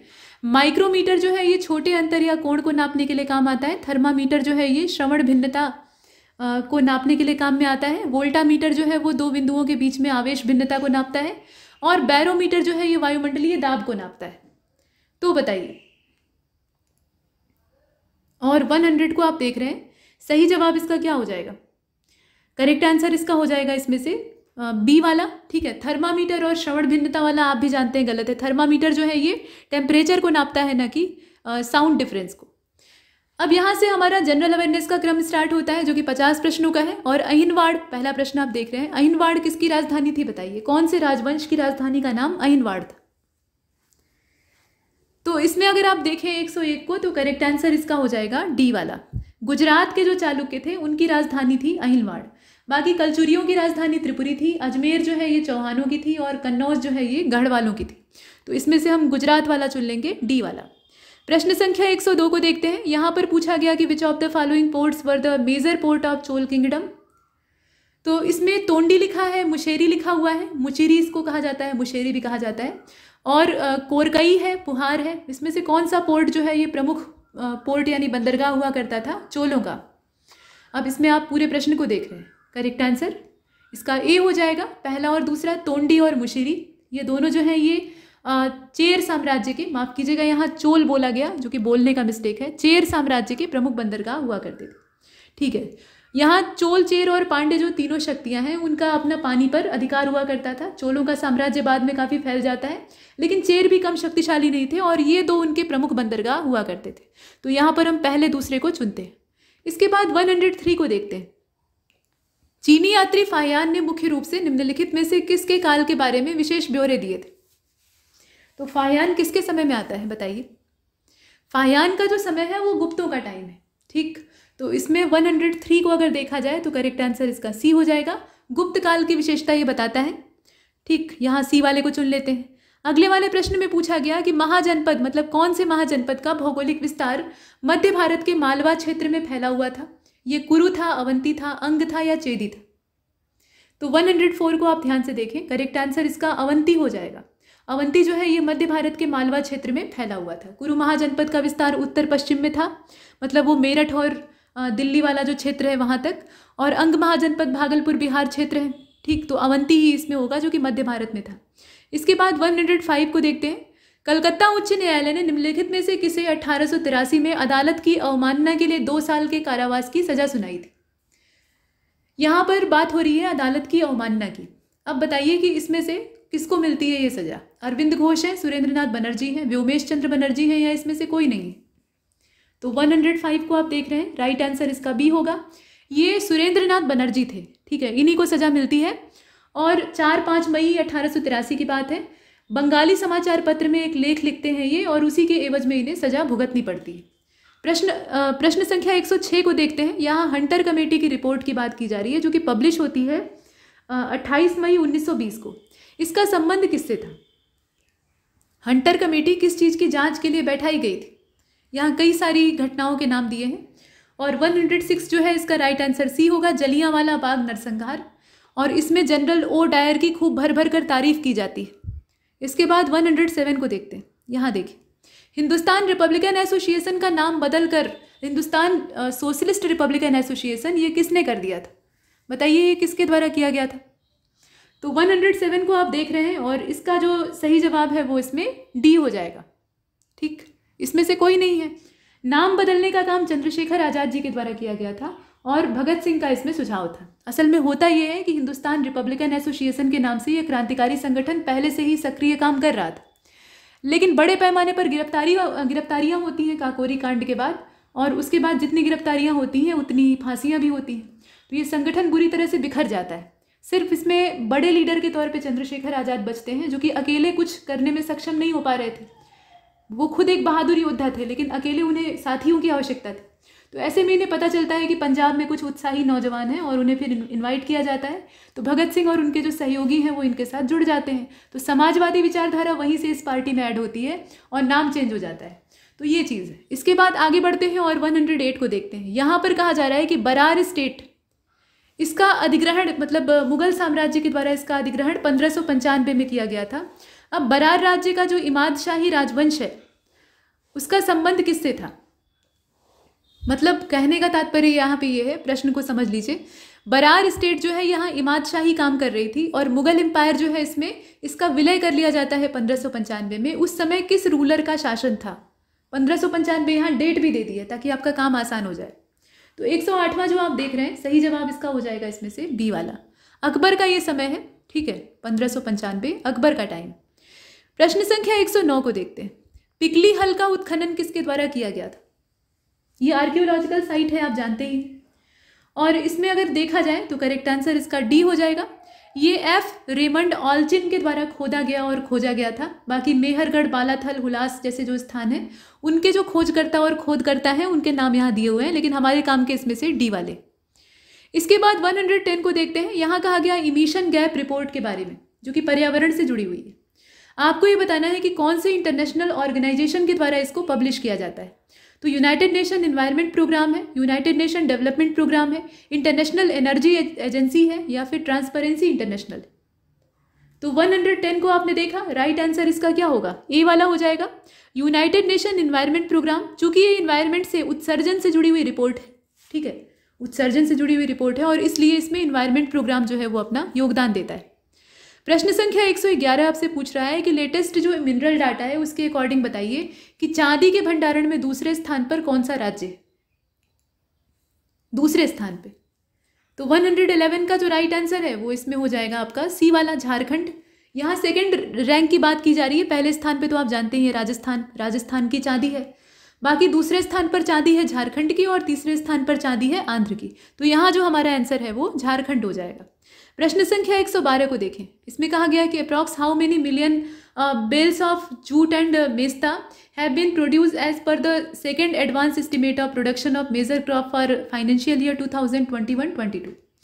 पूछा ये गया है कि जूट और मेस्ता की लगभग कितने मिलियन गांठों का उत्पादन किया गया है। अब ये अनुमान है, तो 10 मिलियन है, 11 मिलियन है, 12 मिलियन है और 13 मिलियन।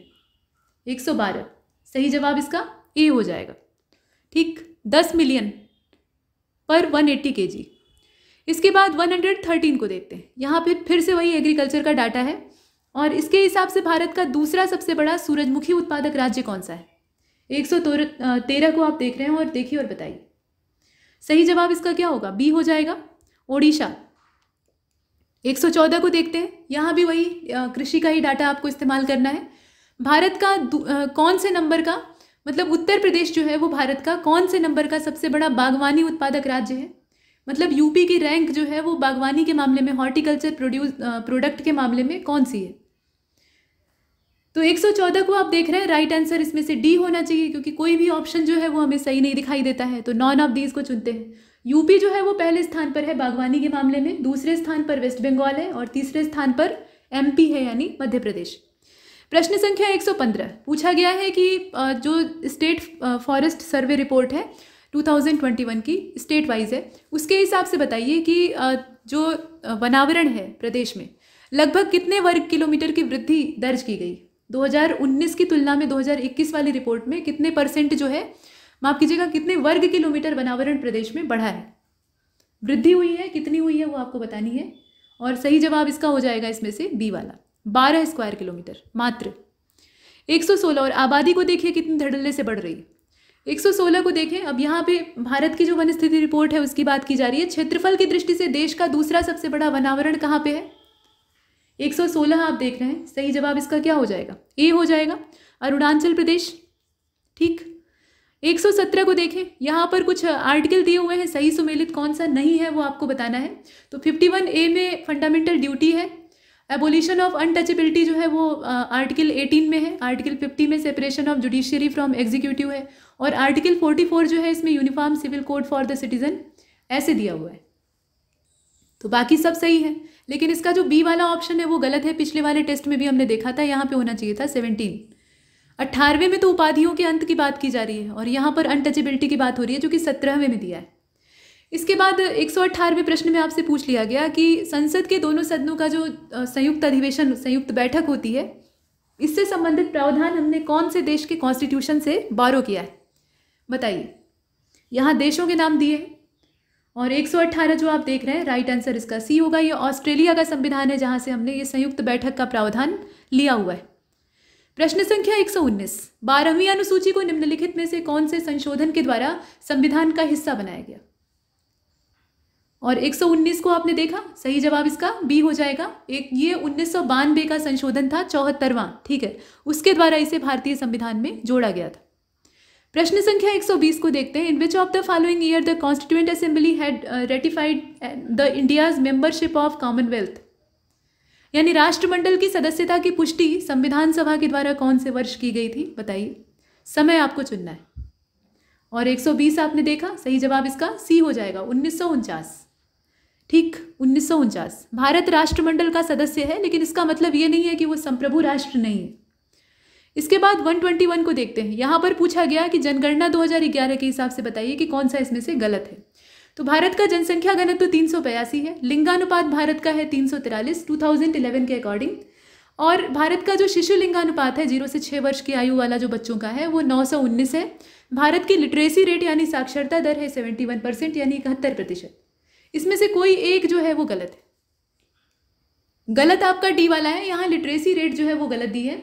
साक्षरता दर भारत की है 73%, 71 नहीं है, और इसीलिए हम इसे बाहर कर देते हैं। प्रश्न संख्या 122, यहाँ पर उत्तर प्रदेश के सेंसस के अकॉर्डिंग आपको बताना है कि नगरीय जनसंख्या का न्यूनतम प्रतिशत कहाँ पे पाया जाता है। यहाँ पर कुछ जिलों के नाम दिए हैं और सही जवाब इसका क्या हो जाएगा? ए वाला हो जाएगा, श्रावस्ती। सबसे कम नगरीय आबादी जो है वो श्रावस्ती में पाई गई थी 2011 में। उसके बाद सबसे कम आबादी नगरीय आबादी वाला कुशीनगर है, उसके बाद महाराजगंज है, उसके बाद सुल्तानपुर है और अंत में प्रतापगढ़ है। प्रश्न संख्या 123 को देखते हैं। गलत विकल्प का आपको चयन करना है। जनगणना 2011 के हिसाब से ही सर्वाधिक वैधानिक नगरों की संख्या वाला जो जिला है वो बदायूं है। न्यूनतम वैधानिक नगरों की संख्या वाला जिला श्रावस्ती है। सर्वाधिक जो स्लम है वो सबसे ज़्यादा पाए जाते हैं मेरठ में। इनमें से कोई भी गलत नहीं है, ऐसा दिया हुआ है। देखें और बताएं। डी ही होगा, क्योंकि कोई गलत नहीं है। सारी जो जानकारियाँ इसमें दी हुई हैं वो सभी की सभी सही हैं। प्रश्न संख्या 124 को देखिए। यहाँ करेक्ट ऑप्शन आपको चुनना है। तो झारखंड में आपका डुडुमा जलप्रपात है ओडिशा में धुआंधार है, मध्य प्रदेश में हुंडरू है और ककोतल जो है वो बिहार में है। इसमें बाकी सब गलत है, सिर्फ एक सही है। कौन सा सही है बताइए? तो 124 आप देख रहे हैं, डी वाला एकमात्र सही है। ककोतल जो है वो बिहार में है। बाकी अगर आप देखें तो डुडुमा जो है वो ओडिशा में है, ठीक है, डुडुमा जो है वो ओडिशा में है। धुआंधार मध्य प्रदेश में है, नर्मदा पे बना हुआ है। और हुंडरू जो है ये झारखंड में है।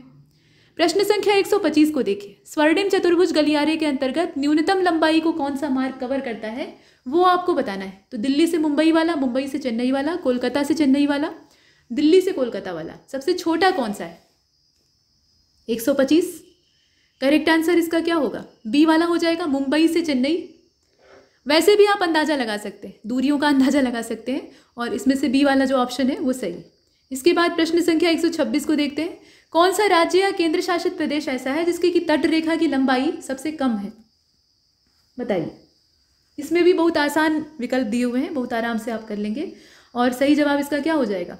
इसमें से दमन दीव हो जाएगा। अगर दमन दीव नहीं दिया होता ना तो हम गोवा को चुन सकते थे, लेकिन उससे भी छोटा यहाँ पे तटरेखा जो है वो पुडुचेरी की होती। लक्षद्वीप की इसमें जितने दिए हुए हैं उनको देख लेते हैं, ठीक, डी को पहले चुन लेते हैं। दमन द्वीप की इसमें तटरेखा जो है वो सबसे कम लंबी है। लक्षद्वीप की जो तटरेखा है वो 132 किलोमीटर की है। गोवा दूसरे नंबर पर है, 151 किलोमीटर तटरेखा है। पुडुचेरी की 31.6 के आसपास है और दमन द्वीप की है 27.20। इसके बाद 127 की ओर चलें और यहाँ पर कहा गया कि कौन सी कंपनी को 2021 में महारत्न का दर्जा दिया गया, बताइए। तो 127 जो आप देख रहे हैं, सही जवाब इसका डी हो जाएगा। इसमें से तो कोई नहीं है। पावर फाइनेंस कॉर्पोरेशन लिमिटेड जो है इसको 2021 में महारत्न का दर्जा दिया गया और इसकी स्थापना हुई थी 1986 में। हेडक्वार्टर इसका नई दिल्ली में है और यहाँ पर वो दिया नहीं है, तो इसीलिए हम डी को चुनते हैं। 128 को देखिए, विंध्य प्रक्रम की जो कैमूर रेंज है वो कौन से राज्य में नहीं फैली हुई है? जहाँ फैली है उसको नहीं चुनना है, जहाँ पे इसका विस्तार नहीं पाया जाता है उस राज्य को आपको सिलेक्ट करना है, बताइए। राइट आंसर सी हो जाएगा। छत्तीसगढ़ में ये नहीं पाई जाती है, उत्तर प्रदेश में भी पाई जाती है, ठीक है। बुंदेलखंड जो यूपी का है वहाँ पे कैमूर रेंज है और बघेलखंड इसका विस्तार मध्य प्रदेश में है ना। इसके बाद आगे बढ़ते हैं, प्रश्न संख्या 129, विच of the following hydro electric plant is in a southern state? इसमें से कौन सा जल विद्युत प्लांट जो है, परियोजना, वो साउदर्न स्टेट में पाई जाती है? तो ये उकाई है, दुलहस्ती है, कृष्णराज सागर है, रामगंगा है। 129 और राइट आंसर इसका सी हो जाएगा, कृष्णराज सागर या कृष्णाराज सागर आप कह लीजिए।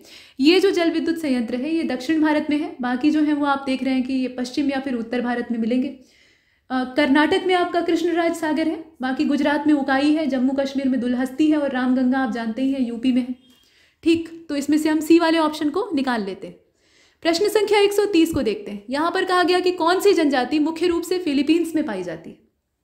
बेद्दा, सेमांग, क्रैकर और एटाज। 130 और 130 का जो राइट आंसर है वो इसमें डी हो जाएगा, ठीक। ये एटाज जनजाति है जो कि फिलीपींस में मुख्य रूप से पाई जाती है। बाकी बेद्दा श्रीलंका के हैं, सेमांग मलेशिया के हैं, क्रैकर जो हैं वो जॉर्जिया के। प्रश्न संख्या 131 में कहा गया कि कौन सा नॉट करेक्टली मैच है, बताइए। तो शिवालिक हाथी अभ्यारण्य जो है ये उत्तराखंड का है और मयूर झरना एलिफेंट रिजर्व जो है ये वेस्ट बंगाल का है। सिंहभूम एलिफेंट रिजर्व जो है ये झारखंड का है और लेमरू ये वाला जो है ये असम का है। हाथियों के संरक्षण के लिए प्रोजेक्ट एलिफेंट, और उसी के अंतर्गत ये जैसे टाइगर रिजर्व बनाए गए थे वैसे ही एलिफेंट रिजर्व। तो 131 को हम देख रहे हैं और इसका जो राइट आंसर है वो इसमें डी हो जाएगा, ठीक है। असम का लेमरू एलिफेंट रिजर्व जो दिया है वो गलत दिया है। लेमरू जो है ये छत्तीसगढ़ में है, न कि असम में, ठीक। तो यहाँ हम डी वाले ऑप्शन को चुन लेते हैं।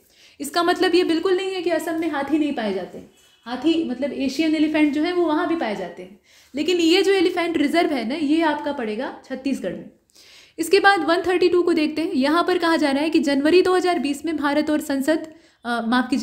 की संसद और राज्य विधानसभाओं में एंग्लो इंडियन आरक्षित सीटों को निम्नलिखित में से कौन से अमेंडमेंट विधेयक के द्वारा समाप्त कर दिया गया? ये कौन सा संशोधन था जिसके द्वारा ये आरक्षित सीटों का प्रावधान समाप्त कर दिया गया? यहाँ 123वां संशोधन है, 124वां है, 125वां है, 126वां है और इसका जो सही जवाब है वो इसमें डी हो जाएगा, ठीक। 126वां संशोधन किया गया था और ये डी वाला ऑप्शन सही है। प्रश्न संख्या 133 को देखते हैं। यहाँ पर कुछ क्लासिकल डांसेस के नाम दिए हैं और स्टेट कौन सा है वो दिया हुआ है। तो मोहिनी अट्टम तमिलनाडु का है, कथक उत्तर प्रदेश का है, कुचिपुड़ी आंध्र का है और कथकली केरल का है। बताइए कि इसमें से कौन सा गलत है। तो 133 आप देख रहे हैं, राइट आंसर इसका ए हो जाएगा। इसमें से मोहिनी अट्टम और तमिलनाडु का कोई कॉम्बिनेशन नहीं है। मोहिनी अट्टम जो है ये केरल का है, और अगर आप तमिलनाडु का देखें तो भरतनाट्यम है। ठीक, तो यहाँ पर ये वाला ऑप्शन गलत है। प्रश्न संख्या 134 को देखते हैं। गया जी डैम ये सबसे लंबा रबर डैम है भारत का, और बिहार के गया में ये बना हुआ है। कौन सी नदी पर बना है ये आपको बताना है। गया से कौन सी नदी का संबंध है, इतना भी अगर आप समझ जाएं या जानते होंगे तो आप आराम से कर लेंगे। और 134 जो है इसका करेक्ट आंसर क्या होगा, बी हो जाएगा, फल्गु नदी है ना, फल्गु नदी है वहाँ पे, और इसीलिए बी वाले ऑप्शन को चुनते हैं। 135 को देखते हैं। वन डिस्ट्रिक्ट वन प्रोडक्ट योजना के अंतर्गत हस्त निर्मित कागज कला जो है, ठीक, हैंडमेड पेपर आर्ट जो है, उसके लिए कौन से जिले को वन डिस्ट्रिक्ट वन प्रोडक्ट में शामिल किया गया है। तो ये अमेठी है, कासगंज है, जालौन है, देवरिया है। इसमें से कौन सा होगा, तो ये जालौन हो जाएगा। ठीक है, इसमें से सी वाले ऑप्शन को हम चुनते हैं। जालौन जो है यहाँ के हाथ से बने हुए कागज के जो कलात्मक सामान है वो प्रचलित है। बाकी अमेठी, कासगंज, अमेठी का मूंज है, कासगंज की जरी जरदोजी है, सजावटी जो प्रोडक्ट हैं वो आपके देवरिया के हैं। 136 को देखिए, यहाँ कहा गया कि अंतर्राष्ट्रीय मजदूर दिवस के मौके पे मुख्यमंत्री जी के द्वारा हाल फिलहाल में सेवानिवृत्त सरकारी कर्मचारियों को पेंशन का पारदर्शी और परेशानी मुक्त वितरण सुनिश्चित करने के लिए एक नया प्लेटफॉर्म लॉन्च किया गया है। और ये जो पोर्टल है प्लेटफॉर्म में, इसका नाम क्या है ये आपको बताना है। विकल्प देखिए। और 136 इसका जो सही जवाब है वो इसमें डी हो जाएगा। इसमें से तो कोई नहीं है, यहाँ जो प्लेटफॉर्म के नाम होने चाहिए थे वो नहीं दिए हैं। असल में इसका नाम है ई पेंशन पोर्टल। ठीक है, ई पेंशन पोर्टल, चूंकि बात यहाँ पेंशन की हो रही है और यहाँ पे पोस्ट पे, प्री पेमेंट और पेमेंट की बात हो रही है, तो ये सब के सब गलत है। इसके बाद 137 को देखें। यहाँ देखें, कहा जा रहा है कि उत्तर प्रदेश राज्य के निम्नलिखित में से किस जिले में Kanhaiyalal Maniklal Munshi institute of Hindi studies and linguistic ये लोकेट करता है। ये जो संस्थान है इसकी लोकेशन आपको बतानी है ये उत्तर प्रदेश में ही, लेकिन है कहाँ पे। तो 137 और इसका जो राइट आंसर है वो इसमें डी हो जाएगा। ये आगरा में है। ठीक है, Kanhaiyalal Maniklal Munshi institute of Hindi studies, इसकी लोकेशन है आगरा में, और हम डी वाले ऑप्शन को इसमें से चुन लेते हैं। 138वें प्रश्न में आपसे कहा गया कि which of the following mineral is mainly found in Mirzapur district of the state of Uttar Pradesh. कौन सा इसमें से सिर्फ मुख्य रूप से मिर्जापुर में पाया जाता है। तो ये आयरन ओर है, सैंड स्टोन है, बलुआ पत्थर या यूरेनियम पाया जाता है, या रॉक फास्फेट की प्राप्ति होती है। तो 138 को आप ध्यान से देखिएगा, और इसका जो सही जवाब है वो इसमें बी हो जाएगा, सैंड स्टोन। ठीक है, सैंड स्टोन जो है यानी बलुआ पत्थर, ये मुख्य रूप से मिर्जापुर डिस्ट्रिक्ट में पाया जाता है। बाकी लौह अयस्क के लिए ललितपुर है, यूरेनियम के लिए भी ललितपुर है, और रॉक फास्फेट के लिए भी ललितपुर है। इसके बाद 139 को देखते हैं। यहाँ कुछ स्टेटमेंट दिए हुए हैं, इसमें से जो गलत है उसकी तलाश आपको करनी है। तो चंद्रशेखर आजाद कृषि प्रौद्योगिकी विश्वविद्यालय ये बिजनौर में है, आचार्य नरेंद्र देव कृषि और प्रौद्योगिकी विश्वविद्यालय ये अयोध्या में है, और वल्लभ भाई पटेल कृषि प्रौद्योगिकी विश्वविद्यालय ये मेरठ में है। गलती कहाँ पर है वो आपको बताना है। प्रश्न को देखिए और बताइए। और इस प्रश्न को अगर आपने ध्यान से देखा है तो इसका जो सही जवाब है वो इसमें ए हो जाएगा। चंद्रशेखर आजाद कृषि प्रौद्योगिकी विश्वविद्यालय ये बिजनौर में नहीं बल्कि कानपुर में है। स्थापना का समय है 1975। प्रश्न संख्या 140। यहाँ देखिए, भारतीय कवि हैं और प्रकृति के सुकुमार कवि भी इन्हें कहा जाता है, सुमित्रानंदन पंत। तो सुमित्रानंदन पंत किस वर्ष में ज्ञानपीठ पुरस्कार प्राप्त करने वाले पहले हिंदी लेखक बनते हैं। ज्ञानपीठ पुरस्कार अलग अलग भाषाओं में दिया जाता है, तो ये हिंदी लेखक बनते हैं पहले, और समय कौन सा था। तो 140वां आप देख रहे हैं, और सही जवाब इसका हो जाएगा इसमें से, पहले देख लीजिए अच्छे से, ए वाला। ठीक है, ये 1968 का समय था। ठीक है, 1968 यानी ए वाले विकल्प को हम इसमें से चुन लेते हैं। यहाँ पर बात हो रही है 141वें में उत्तराखंड के मुख्यमंत्री जी के द्वारा यानी पुष्कर सिंह धामी जी के द्वारा जो हिम प्रहरी योजना शुरू की गई थी उसके बारे में। अब हिम प्रहरी योजना का उद्देश्य क्या है बताइए। तो 141 और इसका जो करेक्ट आंसर है वो इसमें हो जाएगा आपका बी वाला, हिम प्रहरी यानी बी वाले ऑप्शन को हम चुनते हैं। To stop the migration of people from the state. लोग जो है वो राज्य से पलायन कर रहे हैं और बाहरी लोग आकर यहाँ पर अतिक्रमण करते जा रहे हैं, ये सबसे घातक स्थिति। ठीक, इसके बाद 142 को देखते हैं। यहाँ पर कहा जा रहा है आगे ब्लैंक स्पेस छोड़ के कि कौन सा राज्य है जहाँ पे नेशनल पैंथर्स पार्टी के संस्थापक और मुख्य संरक्षक भीम सिंह का हाल फिलहाल में देहावसान हो गया है। ये राज्य कौन सा है बताइए। तो 142 ये जम्मू कश्मीर होगा। ठीक है, जम्मू कश्मीर होगा, ए वाले विकल्प को हम चुनते हैं। 143 को देखते हैं। यहाँ पर कहा गया कि महिला और बाल विकास मंत्रालय 1 से लेकर 30 सितंबर 2022 तक कौन से नंबर का राष्ट्रीय पोषण मास 2022 मना रहा था, ये आपको बताना है। और 143 को आप देख रहे हैं, सही जवाब इसका क्या हो जाएगा, इसमें से ए वाला हो जाएगा।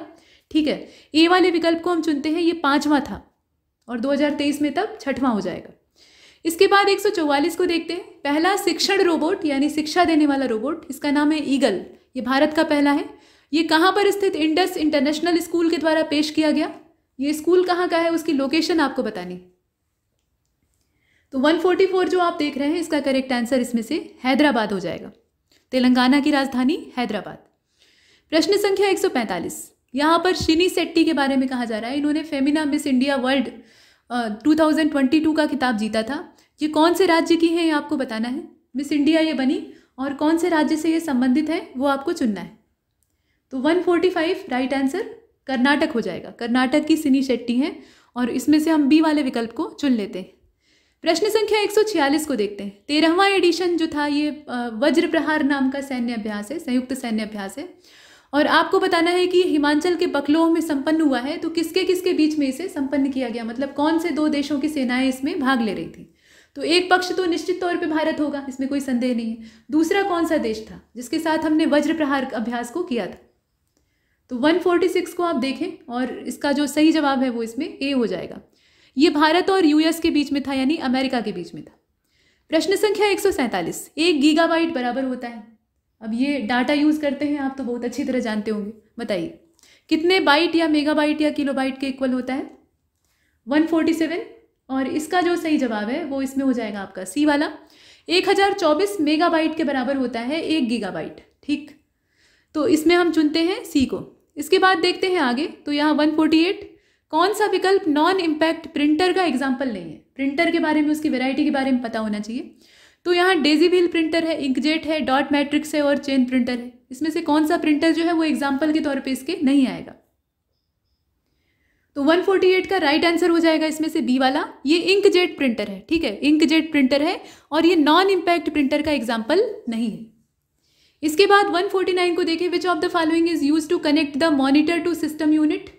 सिस्टम यूनिट से मॉनिटर को कनेक्ट करने के लिए इसमें से कौन सा काम आता है। तो डिस्प्ले पोर्ट काम आता है, नेटवर्क पोर्ट काम आता है, सीरियल पोर्ट काम आता है या पैरेलल पोर्ट काम आता है। कौन सा पोर्ट हम काम करते हैं, इस्तेमाल करते हैं।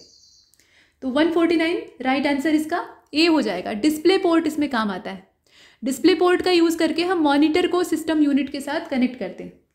ठीक, इसके बाद आगे बढ़ते हैं। मतलब देखिए, इसको कॉमन लैंग्वेज में मॉनिटर पोर्ट ही कहा जाता है। मॉनिटर से इसको कनेक्ट किया जाता है तो मॉनिटर पोर्ट कहा जाता है, लेकिन इसका दूसरा नाम डिस्प्ले पोर्ट भी होता है क्योंकि मॉनिटर में भी डिस्प्ले ही होता है। इसके बाद 150 को देखते हैं। यहाँ देखिए, कौन सी कुंजी मॉडिफायर कुंजी नहीं कहलाती है, मतलब मॉडिफायर की इसमें से कौन सी नहीं है वो आपको सिलेक्ट करना है। तो कंट्रोल की है, आल्ट की है, शिफ्ट की है और एस्केप की है। 150 राइट आंसर डी हो जाएगा। एस्केप की जो है ये मॉडिफायर कुंजी नहीं है, मतलब की नहीं है, तो इसमें से हम डी को बाहर कर देते हैं। मॉडिफायर की में शिफ्ट, आल्ट और कंट्रोल आता है। तो यहाँ तक हमने अपने मॉक को कंप्लीट किया है। ऐसे कई सारे आपको मिलते रहेंगे, बस लगातार प्रैक्टिस करते रहिए। तब तक के लिए नमस्कार।